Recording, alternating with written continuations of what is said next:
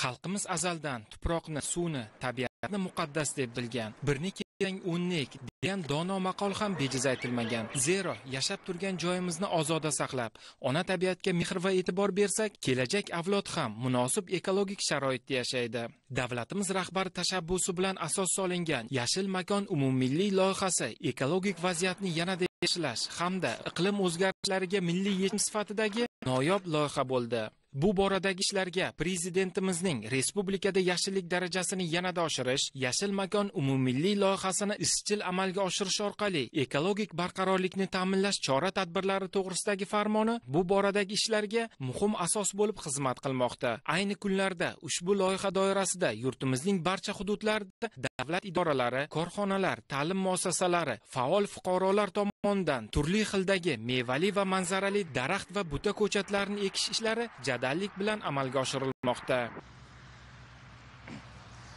Bugun yurtimizda yashillik darajasini oshirish, yashil makonlarni ko'paytirish hisobiga atmosfera havosini yaxshilashga qaratilgan bir qator chora-tadbirlar amalga oshirilmoqda.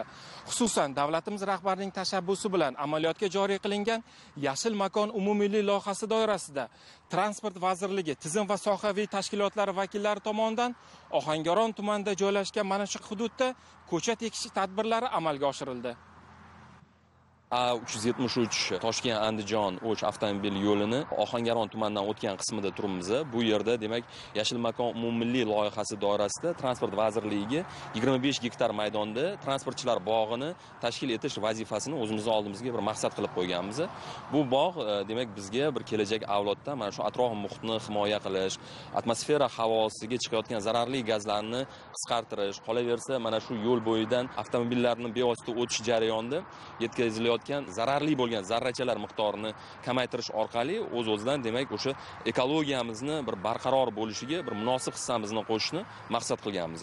Bugungi kunda ushbu 25 gektar maydon hududiga demak umumiy hisobda 40-45 ming tub ko'chat ekilishi rejalashtirilgan. U yerga ekilayotgan ko'chatlar demak ushbu hududni bevosita iqlimiga mos bo'lgan, iqlim sharoitlarini inobatga olgan holatda terak, shumtol, qayrag'och kabi ko'chatlarni ekilishi olib borilmoqda. Shu bilan birgalikda demak yil davomida nafaqat bu ko'chatlarni ekish, yil davomida mana shu ko'chatlarni parvarishlab, ularni demak o'zini tutib, unib o'sishlari uchun munosib sharoitni yaratish maqsadida doimiy bu yerda demak ishlarni tashkil etish rejalashtirib olingan. Xususan bu yerda yoz mavsumida kunning issiq paytida ko'chatlarni sug'orish, bu yerda o'sha ko'chatlarimizni sug'orish maqsadida alohida suv chiqarilgan quduq qazilgan va o'sha quduq yordamida tomchilatib sug'orish yordamida bu ko'chatlarimizni rivojlanishini maqsad qilganmiz. Tadbir avvalida ona tabiatni asrash, daraxt ekib bog' yaratish kabi milliy qadriyatlarimizni yoshlarga singdirish ustuvor vazifa ekanligi qayd etilib, ko'chat ekish ishlariga start berildi. Yashil makonni birga quramiz shiori ostida tashkil etilgan aksiya davomida vazirlikning tizim hamda sohaviy tashkilot vakillari tomonidan mevali va manzarali daraxt ko'chatlari ekildi. 2024-yilda ushbu hududda kuz mavsumida ilk daraxt ko'chatlarini ekish ishlarini amalga oshirgan edik. Ushbu davr mobaynida demak bu yerga 40 mingdan oshiq ko'chatlar o'tkazildi.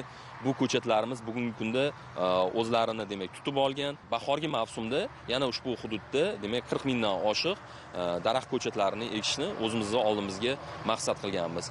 Umuman Transport vazirligi mana shu Yashil makon umummilliy loyihasiga o'zining munosib hissasini qo'shish maqsadida demak o'tgan yillar mobaynida nafaqat Ohangaron tumani hududida, balki Bo'stonliq tumanida ham alohida bog' barpo etgan, shuningdek Toshkent shahri hududida ham bir nechta hududlarda alohida transportchilar bog'ini tashkil etganmiz. Transport vazirligiga ajratilgan yer maydonida ko'chat ekish jarayonlari davom etmoqda. Bu ko'chatlar shu iqlimga, o'sha yerga, suvsizlikka chidamli ko'chatlar tanlab olingan. O'sha ko'chatlarga kelgusida mana oldimizda turgan bahor, yoz mavsumida bu ko'chatlarni sug'orish tizimi birinchi o'ringa qo'yilgan. O'shaning uchun biza tashkilotimiz tomonidan suvsiz joy bo'lgani uchun tik quduqlar qoqib, o'sha suv chiqarish quduqlari kovlab qazib suv chiqarilgan 170 metrdan.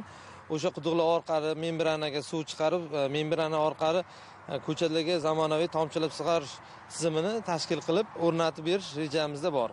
Xudo xolasa mana shu ko'chatlarimiz avtomobil yo'limizda avtomobildan chiqadigan zararli gazlarni oldini olishga hissasini qo'shadigan umiddamiz. Bu ko'chatlar ekilgandan keyin mas'ullar biriktiriladi. Mas'ullar shu ekilgan ko'chatlarga parvarishiga qarab hammasi o'z xizmat vazifasini olib boradi. Bizlar tashkilot ekologiya vazirligi tizimidagi o'rmon xo'jalik agentligiga qarashli Yashil hudud Duk Untar korxonasi bo'lib, hozirgi kunda Transport vazirligi bilan birga shartnoma asosida Yashil makon umummilliy loyihasi doirasida yashil bog'lar barpo etish bo'yicha shartnoma tuzgan. O'sha shartnoma asosida bu yerda 25 gektarda 40 ming, 45 mingdan ziyod suvsizlikka chidamli ko'chatlar ekib berish zimmamizga yuklatilgan.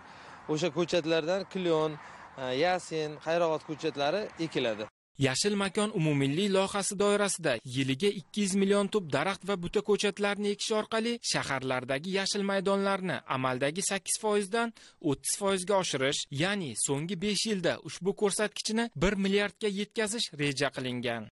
Transport sohasi bu juda keng soha. Bugungi kunda demak o'sha viloyatlarimizda ham Yashil makon umummilliy loyihasi doirasidagi ishlarni amalga oshirish bo'yicha aniq rejalarimiz belgilab olingan.